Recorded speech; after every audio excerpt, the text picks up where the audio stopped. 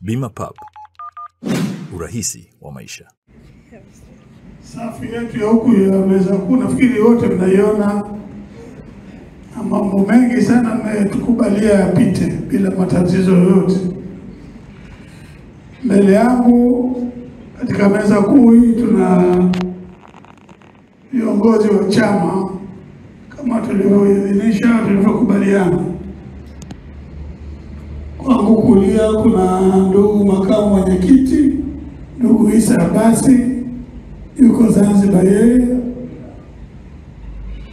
Mtu wa kwanza na anafuatiwa na makamu mwenyekiti bara, mama yetu Devota Monja, Devota Minja, yeye ni makamu mwenyekiti bara. Sawa? Naomba makofi basi.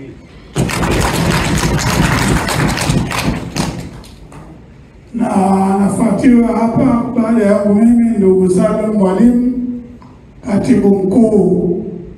Yeye anatoka upande wa Zanzibar, lakini alikuwa katibu mkuu wetu Tanzania nzima. Jamani, alafu tuna Benson Kigaila, naibu katibu mkuu bara. Na mwisho ni ndugu Mohamed Masoud ambaye alikuwa kwanza hapo katibu mkuu Zanzibar, sasa anakuwa naibu katibu mkuu Zanzibar. Basi mpaka hapo majina tumeyaridhia. Mmeridhika? Ndio. Mmeridhika jamani? Ndio.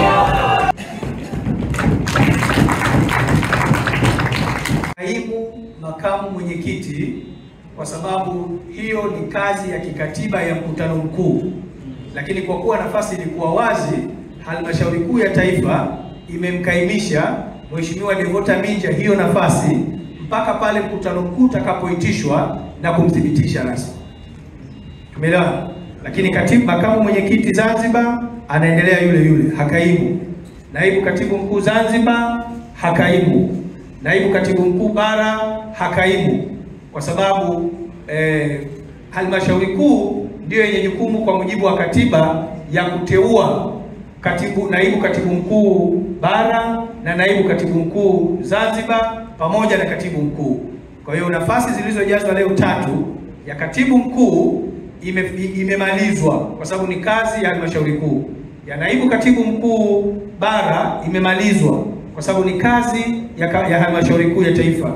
Na naibu katibu mkuu Zanzibar imemalizwa kwa sababu ni kazi ya halmashauri kuu ya taifa. Isipokuwa kuna nafasi 3 za wajumbe wa kamati kuu. Hizo zinapaswa zithibitishwe na halmashauri kuu ya taifa. Lakini halmashauri kuu ya taifa imekasimisha madaraka yake kwa kamati kuu kwenda kufanyia kazi jambo hilo, na nafasi zitakapopatikana basi tutawatangazia waandishi wa habari. Zungumza nanyi kwa mapana tarehe 21 kuanzia majira ya saa 3 asubuhi kwenye ukumbi wa Ubungo Plaza, tutakapokuwa na tukio kubwa la kuwapokea mamia ya wanachama wapya wa Chauma pamoja na mambo mengine tutayaeleza siku ya Jumatano. Kwa hiyo leo tusiipakue pilau yetu kabla ya wakati. Tunaomba tupokee mabadiliko madogo ya safu ya uongozi, lakini na tupokee taarifa hiyo kwamba zaidi tutayazungumza siku ya Jumatano tarehe 21 ukumbi wa Ubungo Plaza kuanzia saa 3 asubuhi. Asanteni sana, Mungu awabariki sana. Kwa hiyo mnaweza mkatupisha kidogo waandishi wa habari ili tufanye sasa ufungaji rasmi wa kikao chetu.